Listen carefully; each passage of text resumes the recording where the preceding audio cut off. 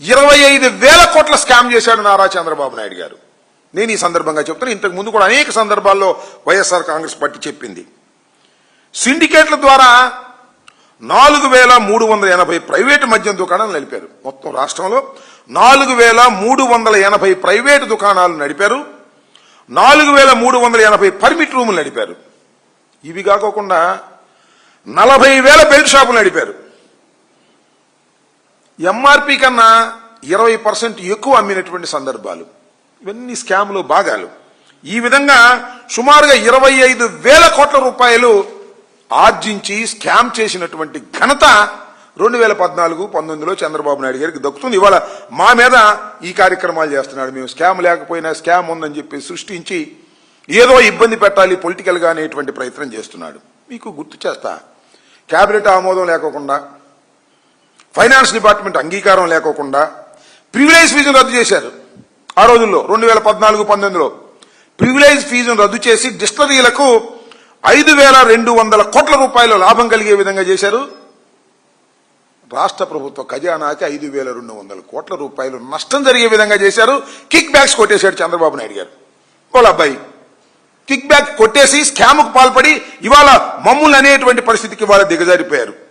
దీని మీద వైఎస్ఆర్ కాంగ్రెస్ పార్టీ అధికారంలోకి వచ్చిన తర్వాత ఈ స్కామ్ మీద కేసు పెడితే ఈయన అధికారంలోకి వచ్చిన తర్వాత క్యాష్ మూసేసే కార్యక్రమం చేస్తున్నాడు భయపడి. విచారణ జరపచ్చు కదా, నిజంగా ఏమీ జరగకపోతే విచారణ జరపచ్చు, విచారణలో బయటికి రావచ్చు. కానీ తిమ్మిని బొమ్మిని చేసి ప్రభుత్వం అధికారంలో ఉందని వ్యవస్థను మేనేజ్ చేసి కేసును క్లోజ్ చేసుకుని పారిపోయేటటువంటి పరిస్థితికి ఇవాళ చంద్రబాబు నాయుడు గారు వచ్చారు.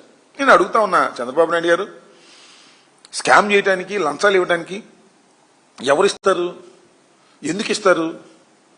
డిస్టిలరీలో బేసిక్ వాల్యూని పెంచి, అంటే బాటిల్ 5 రూపాయలు 10 రూపాయలు ఉందనుకో, దాన్ని పెంచి ప్రభుత్వం కొంటే ఇస్తారా, తగ్గించి కొంటే ఇస్తారా? మీ కాలంలో బేసిక్ వాల్యూని పెంచారు, డిస్టిలరీ దగ్గర పెంచి కొన్నాడు. మేము బేసిక్ వాల్యూ ప్రకారమే కొన్నాం. ఎవరిస్తారు? లిక్కర్ స్కామ్కి డబ్బులు ఎవరిని ఇస్తారా, లంచాలు ఇస్తారా? నేను ఇంకో మాట చెప్తున్నా, అసలు ప్రభుత్వం నిర్వహిస్తే లంచాలు వస్తాయా, ప్రైవేట్ వాడికి ఇస్తే లంచాలు ఇస్తాయా? ప్రైవేట్ వాడికి ఇస్తే వాడికి కిక్ బ్యాక్స్ ఇస్తాడు. బాటిల్ అమ్ముకోవడానికి ఎక్కువగా అవకాశం మనం కలిగిస్తాం. ఇవాళ జగన్మోహన్ రెడ్డి గారి హయాంలో ప్రభుత్వమే లిక్కర్ బాటిల్స్ అమ్మి క్యూఆర్ కోడ్ పెట్టి ప్రతి క్యూఆర్ కోడ్కి బాటిల్ అమ్మి ఆ డబ్బన్ని ఖజానాలోకి వచ్చే విధంగా చేసినటువంటి మా ప్రభుత్వం మీద మీరు స్కామ్ చేశారు, గాడిది గుడ్డు చేశారు అనేటువంటి మాటలు ఇవాళ మాట్లాడుతున్నారు. మద్యం అమ్మకాలు ప్రైవేట్ వ్యక్తులకు ఇస్తే వాళ్ళు ఇస్తారు, లేదంటే మద్యం దుకాణాలు పెంచితే ఇస్తారా, తగ్గిస్తే ఇస్తారా? ఈ రాష్ట్రంలో 2014-19లో చంద్రబాబు నాయుడు గారు విచ్చలవిడిగా పెంచాడు. కానీ జగన్మోహన్ రెడ్డి గారు వచ్చిన తర్వాత మద్యం షాపులు తగ్గించేశారు.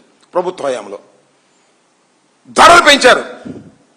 ధరలు పెంచి షాక్ కొట్టే విధంగా చేశాం. మద్యం వాడకాలు తగ్గాయి, కానీ ధర పెంచడం వల్ల ఆదాయం పెరిగింది. మద్యం వాడకాలు తగ్గిస్తే లంచాలు ఇస్తారా, పెంచితే లంచాలు ఇస్తారా చెప్పండి, నాకు అర్థం కదా.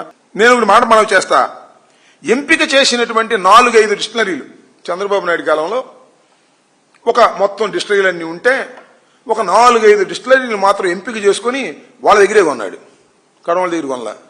అంటే అర్థం ఏంటి? ఆ 4-5 వాళ్ళు కాస్త కిక్ బ్యాక్స్ ఇచ్చారనే కదా అర్థం. మేము అలాగదే అందరి దగ్గర మేము సమానంగా కొనేటటువంటి ప్రయత్నం చేశాం. మద్యం విక్రయాలను లిమిట్ చేశాం. ఈ గంట నుంచి ఈ గంట వరకు మాత్రమే మద్యాలు అమ్మాలి, తర్వాత అమ్మడానికి వీల్లేదని. కానీ చంద్రబాబు నాయుడు గారి టైంలో అన్లిమిటెడ్, ఎప్పటికైనా అమ్ముకోవచ్చు, ఎవడైనా అమ్ముకోవచ్చు.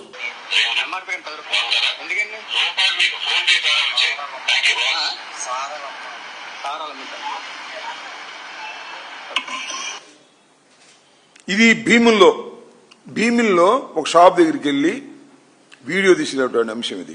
ఏం చేశారు? ఎంఆర్పి కన్నా 10 రూపాయలు ఎక్కువ అమ్ముతున్నారు.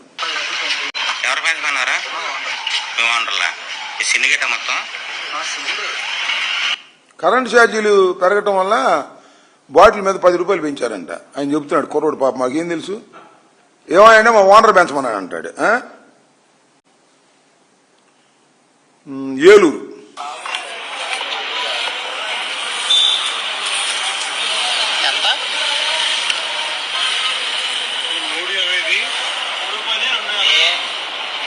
300 ఇది 300 కదా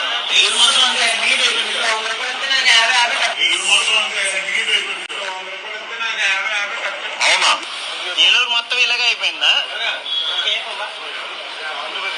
మరి ఎంత 10 రూపాయలు ఎక్స్ట్రా 10 రూపాయలు ఎక్స్ట్రా ఎంత అయింది ఇప్పుడు 310 ఇది 310 ఇది 280 ఎంఆర్పి రేటుకు దొరకదు ఓ 10 రూపాయలు ఎక్కువ 20 రూపాయలు ఎక్కువ సిండికేట్ అవుతున్నారు ఇవన్నీ ఎక్కడికి వెళ్తున్నాయి అబ్బా కరగడ దగ్గర ఉన్నటువంటి లింగమైన గెస్ట్ హౌస్ లో ఉండే బాబు కొడుకులకే బ్యాగులు వెళ్ళేది దీని స్కామ్ అంటారా దాని స్కామ్ అంటారా నాకు చెప్పని అడుగుతాను టీడీపీ ఇన్ఛార్జ్ జయచంద్రారెడ్డి ఆయన ఇప్పటివరకు అరెస్ట్ చేయలే జోగి రమేష్ మీద కోపం ఉంది కదా ఎక్కడ దొరకలేదు తోసేయరు దీనిలో అన్నారు తోశారు అరెస్ట్ చేశారు ఫాల్స్ ఎవిడెన్స్ పెట్టి గందరగోళం చేసి కొన్నాళ్ళు జైల్లో పెట్టారు అంటే రాజకీయ కక్షలకు ఉపయోగించుకోవడం కోసం మాత్రమే లిక్కర్ స్కామ్ బయటకు తీసుకొచ్చి లేనిపోని కార్యక్రమాలన్నీ కూడా మీరు చేస్తున్నారు ఏందండి ఇది నాకు అర్థం కాదు ఎవరెవరిని అరెస్ట్ చేస్తారండి మీరు లిక్కర్ స్కామ్ అని పెట్టి సీనియర్ ఐఏఎస్ అధికారి ధనంజయ రెడ్డి గారు కృష్ణమోహన్ రెడ్డి గారు ఎంపీ మిథున్ రెడ్డి గారు మాజీ ఎమ్మెల్యే చెవిరెడ్డి గారు కేఎన్ఆర్ మీద విచారణ ఇంతమందిని అరెస్ట్ చేశారు సరే వీళ్ళందరికీ బెయిల్ వచ్చేసినాయి కేసులు నిలబడతాయో లేదో మీ అందరికీ తెలుసు నాకు తెలుసు భగవంతుడు తెలుసు అందరికీ తెలుసు పెట్టిన చంద్రబాబు కూడా తెలుసు అంటే భయపెట్టాలనేటువంటి ఉద్దేశం ఇవాళ పొలిటికల్ అసిస్టెంట్ అయినటువంటి కేఎన్ఆర్ తీసుకొచ్చి మళ్ళా విచారణ చేస్తున్నారు అందరూ ఇంకా బాయ్స్ కూడా పిలుస్తారు బాయ్స్ స్వీపర్స్ ఎవరుంటే వాళ్ళు జగన్మోహన్ రెడ్డి గారికి ఎవరు అనుకూలంగా ఉన్నా సరే లిక్కర్ స్కాములు పెట్టాల్సిందే అనేటువంటి పద్ధతుల్లో ప్రవేశపెడుతారు రాజకీయ కక్ష ఆ మధ్యన మన నాగేశ్వరరావు గారిని కూడా పెట్టారు సరే ఆయన కోర్టుకు వెళ్ళి అనుకో దానిలో మన నాది కూడా రాశారు లిక్కర్ ట్రాన్స్పోర్ట్ లో అంబటి హస్తం అని రాశారు నేను జైల్లో ఉండగా ఏ విధమైనటువంటి ఆధారాలు లేకోకుండా ఓ పోలీస్ డిపార్ట్మెంట్ లో మీకు అనుకూలమైన వాళ్ళని సిట్టుగా ఫామ్ చేసి వాళ్ళని పెట్టి బెదిరించాలనేటువంటి ప్రయత్నం మీరు చేస్తున్నారు మీ బెదిరింపులకు భయపడతామా మీరు లిక్కర్ స్కామ్ అను మరొక స్కామ్ అను తీసుకొస్తే ఉనికిపోతామా ఎదుర్కోలేమా భయపడతామా అన్నిటినీ ఎదుర్కొని నిలబడగలిగినటువంటి సత్తా వైఎస్ఆర్ కాంగ్రెస్ పార్టీకి ఉంది జగన్మోహన్ రెడ్డి గారికి ఉంది ఈనాడు వాళ్ళు రాస్తారు ఈడీ పిలుస్తుందంట ఈడీ అంటే ఏంటి బా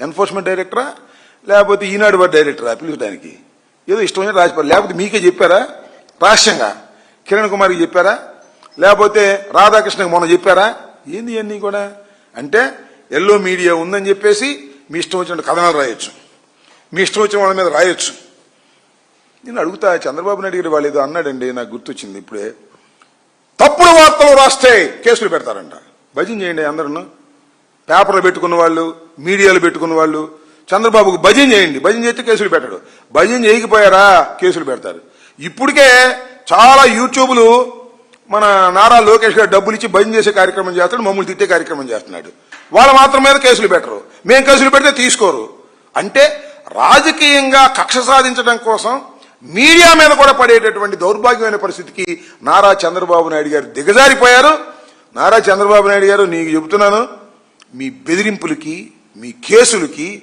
మీ సిట్టులకి మీ స్టాండులకి మీ పోలీసు వారికి భయపడటానికి వైఎస్ఆర్ కాంగ్రెస్ పార్టీ సిద్ధంగా లేదు సరిగదా ధైర్యంగా పోరాటానికి కూడా సిద్ధంగా ఉన్నామని ఈ సందర్భంగా చెప్పదలుచుకున్నాను మీ ఉడత ఊపులకి వైఎస్ఆర్ కాంగ్రెస్ పార్టీ జగన్మోహన్ రెడ్డి గారు భయపడి బెదురుతారనుకోవటం మీ భ్రమ తప్ప మరొకటి కాదని ఈ సందర్భంగా చెప్పదలుచుకున్నాను